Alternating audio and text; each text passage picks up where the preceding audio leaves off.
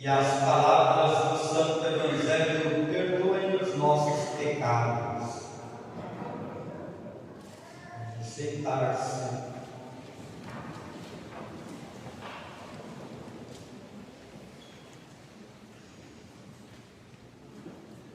Estimados filhos e filhas que aqui se encontram na Igreja Matriz Nossa Senhora de Fátima, prezados internautas que nos acompanham e rezam conosco através da homilia dominical que recebem através da mídia.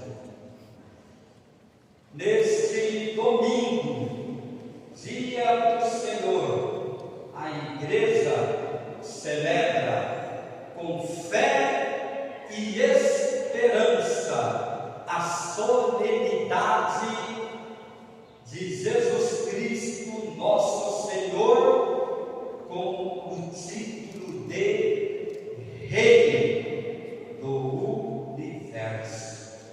Proclama a Santa Igreja que Jesus é Rei do Universo. Esta solenidade nos faz encerrarmos a semana do ano litúrgico, pois iniciamos a 34ª semana do tempo comum, que é a última do calendário litúrgico da Igreja.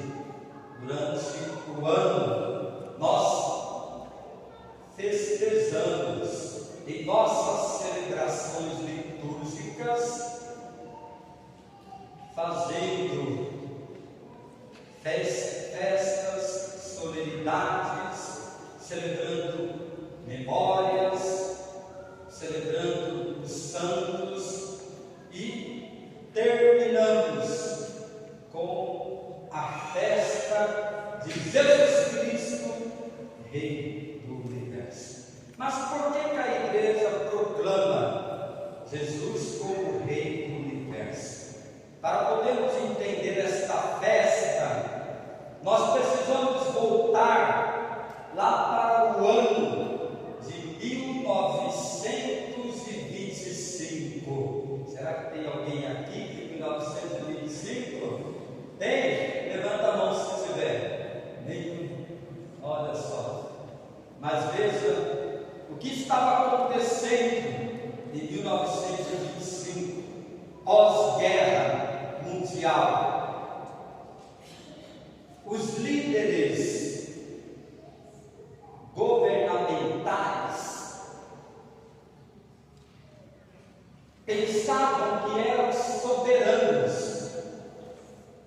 Época de Hitler, Mussolini, e eles pensavam que os seus governos perdurariam para sempre,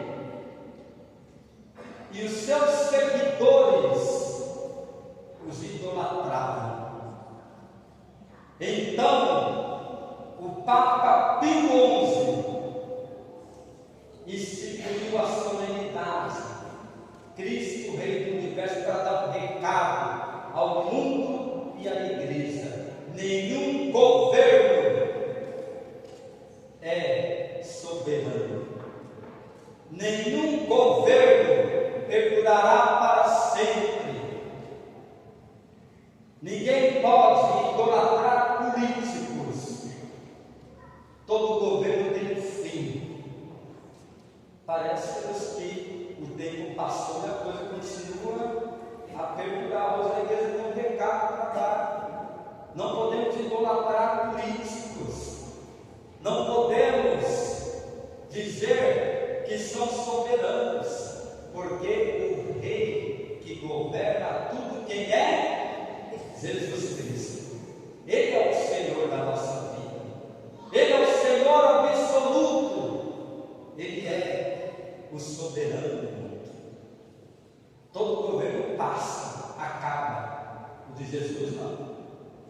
Por isso nós ouvimos na primeira leitura, por exemplo, falar no livro de Samuel de um grande rei, chamado Davi. Quem já ouviu falar do rei Davi, diga amém. Amém. Foi um rei aclamado, querido, amado, mas acabou o seu governo, não ficou para sempre. Terminou. A leitura disse que, embora Davi foi querido, mas o reinado dele terminou. Jesus Cristo é superior a qualquer governo deste mundo. Então, hoje é o dia que a igreja proclama: quem é o rei de tudo? É Jesus Cristo. E nós somos chamados a reconhecer. Aí você vai dizer: Padre, por que é que nós temos que reconhecer que Jesus é o Rei do Universo? Porque a segunda leitura, na belíssima carta que São Paulo escreve à comunidade colossense, diz assim: Ele é o Senhor absoluto. Tudo o que existe, tudo o que foi criado, todas as coisas criadas, as coisas visíveis, tudo aquilo que os nossos olhos podem ver, tudo que é invisível, os seres espirituais, foram feitos para Ele, por Ele e para Ele. Tudo que existe hoje está abaixo do Senhor Jesus Cristo. Ele está acima de tudo e está como o Senhor da história da humanidade. Então vamos dizer, erguendo nossas mãos aos céus: o Senhor Jesus está acima de tudo. Ele é o Rei do Universo. Se Jesus é o Rei e nós olhamos para a sua realeza, que podemos entender esta solenidade? Quando percebemos a figura de um rei, nós notamos que o rei, ele tem alguns símbolos para podermos compreender a soberania de Jesus. O rei, por exemplo, ele carrega na cabeça uma coroa. O rei tem uma coroa. O presidente, quando é eleito, ele coloca a faixa. Para lembrar o quê? Poder. O Senhor Jesus também foi coroado, e a sua coroa é uma coroa diferente, não foi uma coroa igual a de um rei. A coroa dele foi a coroa do quê? De espinhos. Ele foi coroado, e a sua coroa foi de espinhos. Para o quê? Para a zombaria daqueles que passaram a rir da situação do Senhor Jesus, caminhando no caminho do Calvário. Recebe a coroa de espinhos, uma coroa que não foi nada agradável, pois perfurou a cabeça do Senhor, derramando o seu sangue. Também para lembrar, ele é o rei capaz de dar a vida por nós. Nenhum rei, nenhum governo deste mundo vai dar a vida por você, viu? É o contrário. Quando acontece uma guerra, o que eles fazem? Manda o os soldados lutarem para defendê-lo, mas eles não dão a vida por ninguém. O único rei que deu a vida por você é Jesus Cristo. E nós precisamos entender isso na nossa vida. O único que deu a vida por você foi aquele que morreu crucificado. Foi aquele que sofreu o caminho do Calvário, que se entregou por nós. Então Jesus é coroado. E lembra que o seu governo foi dar a vida por nós, derramar seu sangue. Segunda coisa, o rei, ele tem o seu trono, o lugar onde se assenta. O lugar do rei é um lugar privilegiado. Qual foi o lugar de Jesus? Aonde ele sentou-se? Aonde ele ficou? Na cruz, lugar que deu a vida por nós. Enquanto os poderosos deste mundo têm lugar privilegiado, o Senhor Jesus assentou-se na cruz, lugar onde apenas os malfeitores eram colocados.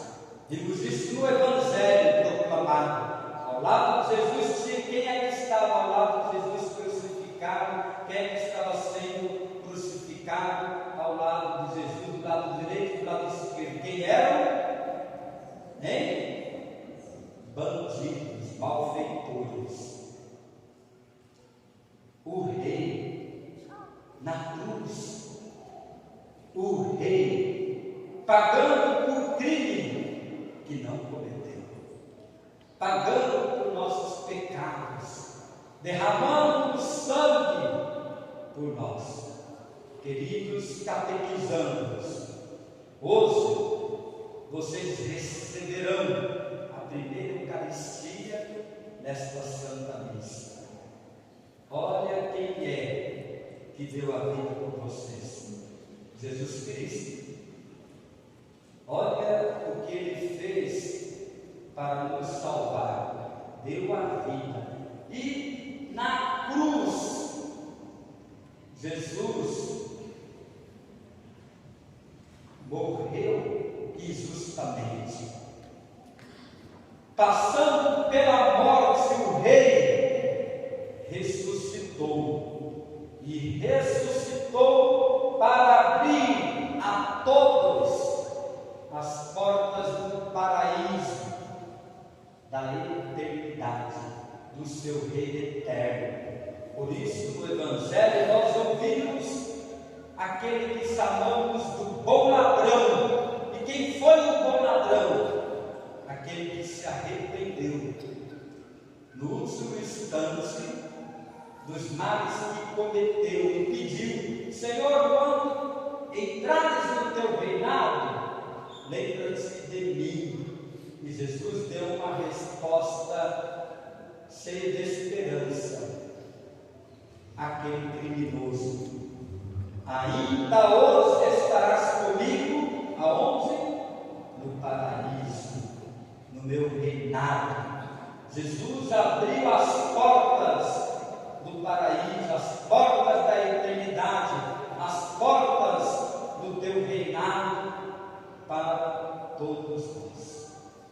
A Ele que abriu as portas do céu, uma salva de palmas a Ele. O Rei crucificado, ressuscitado, abre as portas da eternidade.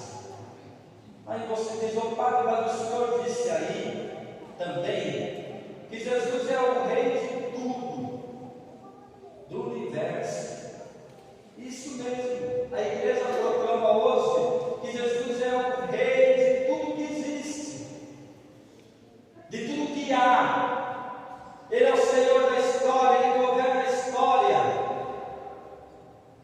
Daí talvez alguém pense: ô Padre, mas se Jesus governa a história,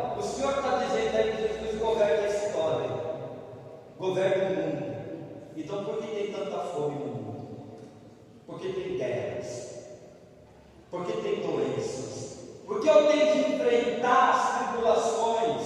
Por que eu tenho de enfrentar as dificuldades?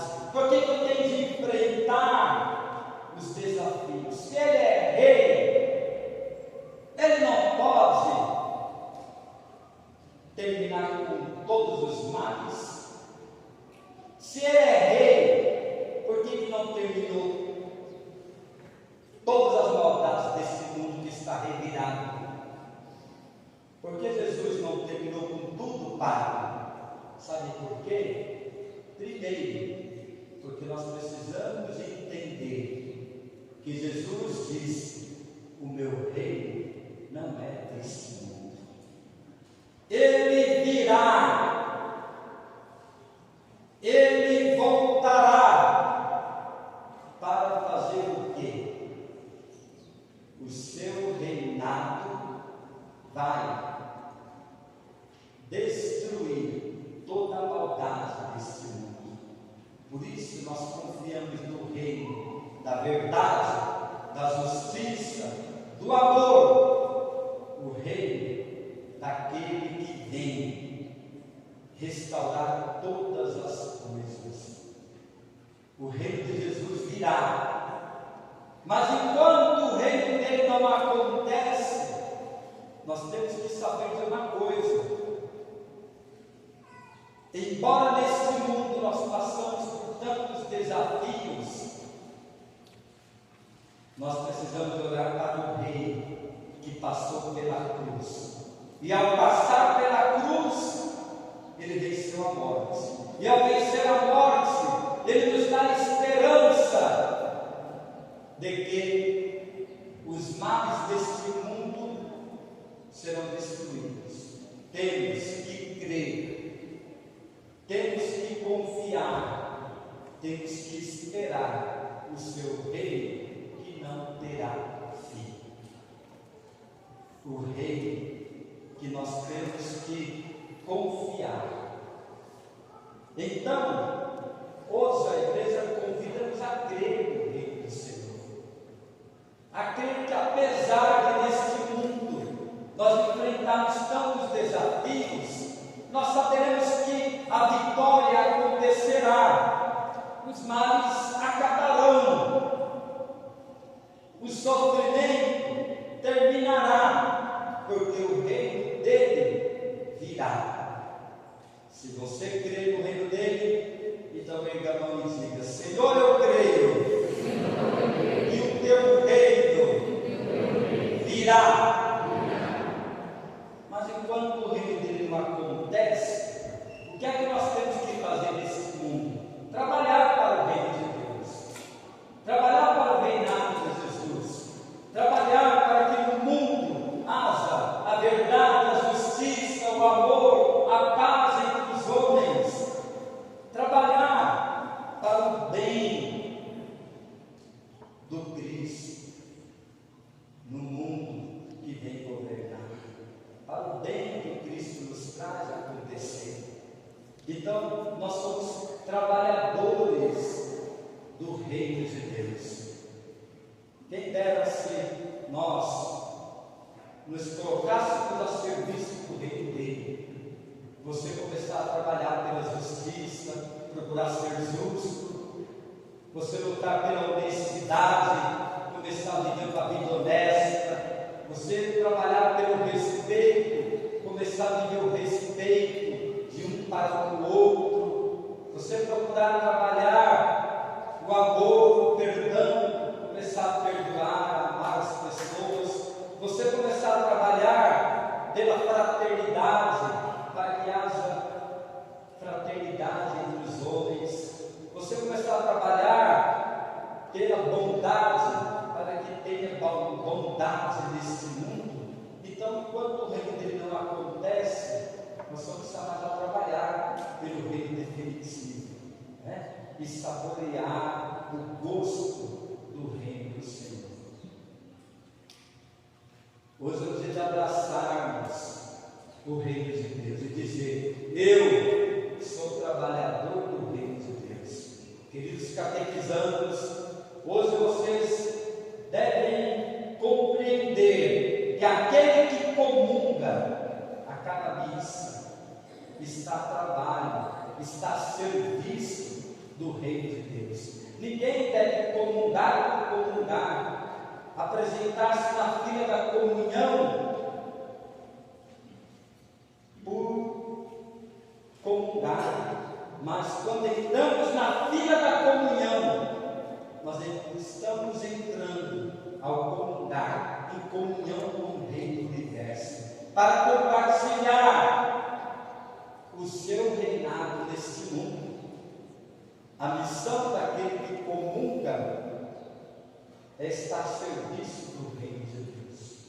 A missão de você que comunga todo domingo aqui é estar a serviço do Reino de Deus. Mas o que acontece com a gente? Às vezes nós trabalhamos mais para o reino dos homens, para o reino do poder, para o reino do materialismo, e esquecemos de trabalhar para o reino de Deus.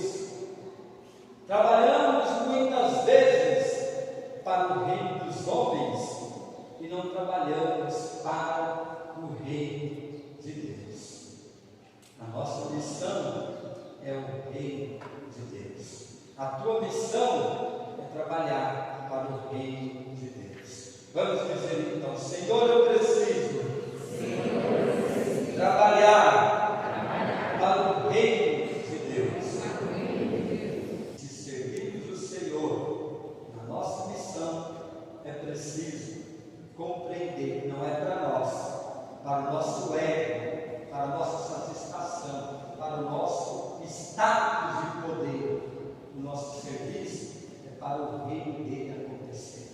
Se entendemos isso, numa igreja, as coisas seriam bem diferentes. A comunhão seria bem mais ampla. Os serviços que prestamos seriam de humildade. O trabalho que fazemos seria um trabalho mais no amor. Que hoje o Senhor nos ensine que o soberano é Ele, que o reinado é dele. O soberano não é o Pai, não é você, não é ninguém, é Jesus Cristo. Na igreja, ninguém é soberano. No governo, ninguém é soberano. No teu trabalho, ninguém é soberano. No mundo, ninguém é soberano. Na tua família, ninguém é soberano. Somente Jesus Cristo, o Rei do Universo. Hoje a igreja quer fazer a gente entender isso, que nós estamos abaixo do Cristo, que é o soberano de todos nós. A Ele a glória e o louvor eternamente. Amém.